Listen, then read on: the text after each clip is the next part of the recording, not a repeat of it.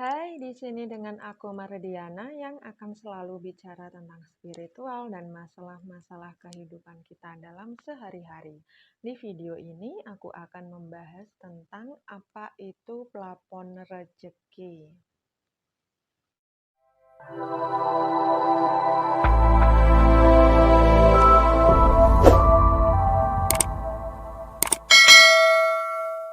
Beberapa bulan yang lalu di desaku telah terjadi peristiwa yang menghebohkan warga desa. Dan apa itu peristiwa yang terjadi? Jadi ada salah satu warga desa yang menerima warisan dalam jumlah banyak. Pasnya itu berapa aku kurang tahu, tapi yang jelas sangat banyak sekali.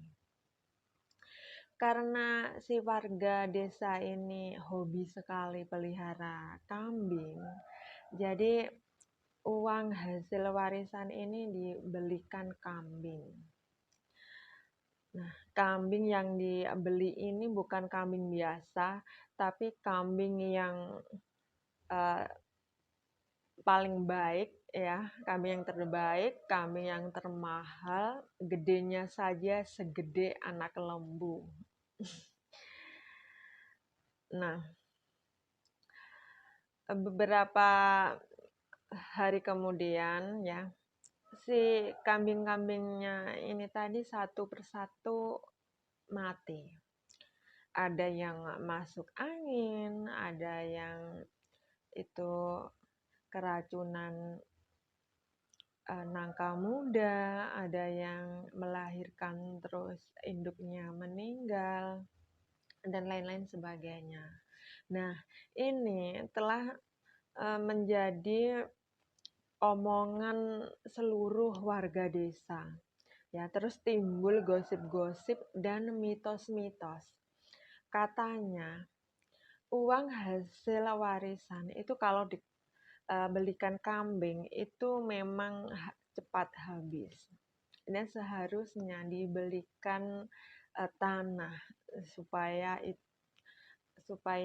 awet. Nah, ini benar apa cuma mitos ya, teman-teman?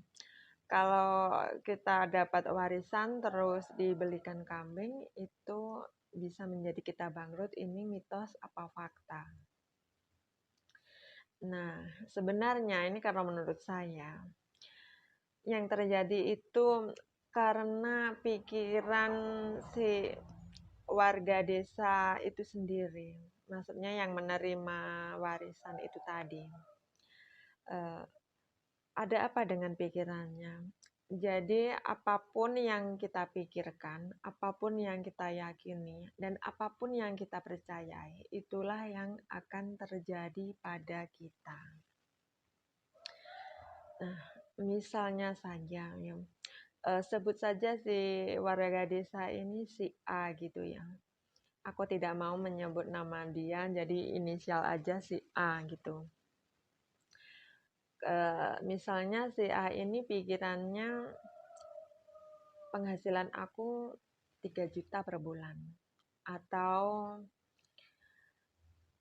kekayaanku 10 juta. Nah, kalau pikirannya itu sudah seperti itu, lalu dia mendapatkan warisan misalnya misalnya saja 1 miliar gitu ya. Nah, itu apapun yang terjadi, itu nanti dikembalikan lagi menjadi 3 juta per bulan. Nah, ini nanti juga akan dikembalikan lagi menjadi 10 juta kekayaannya. Apapun yang terjadi.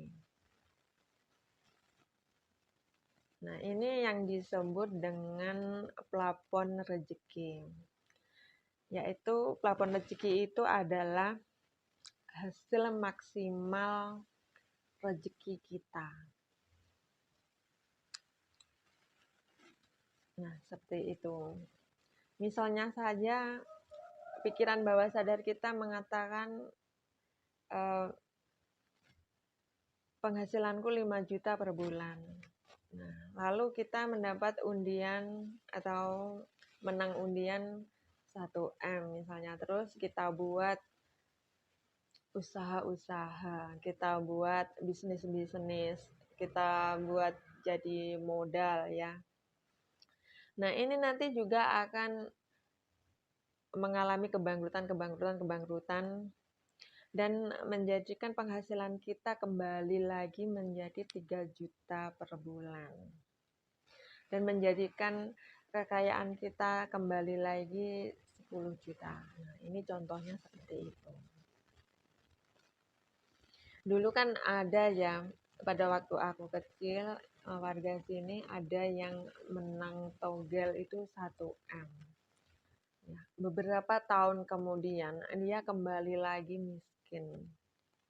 Nah, ini kasus ini sama dengan warga desaku itu tadi, si A itu tadi yang dapat warisan terus dibelikan kambing.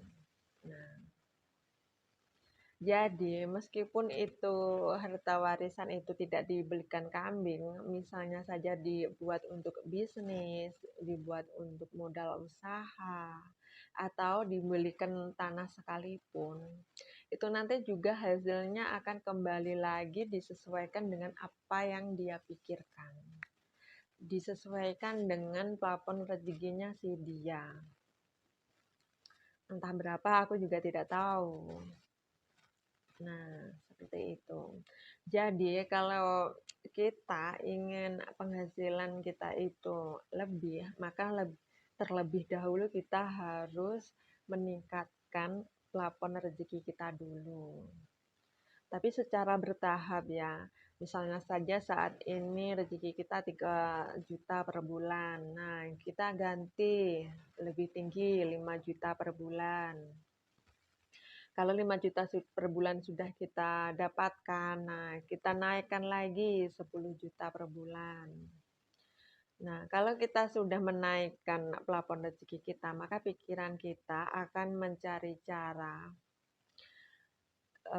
supaya kita mendapatkan apa yang sesuai dengan apa yang kita pikirkan itu tadi. Nah, itu tadi adalah seputar plafon rezeki atau batas maksimal rezeki kita. Sekian dulu video dari aku, semoga bermanfaat. Sampai jumpa, terima kasih.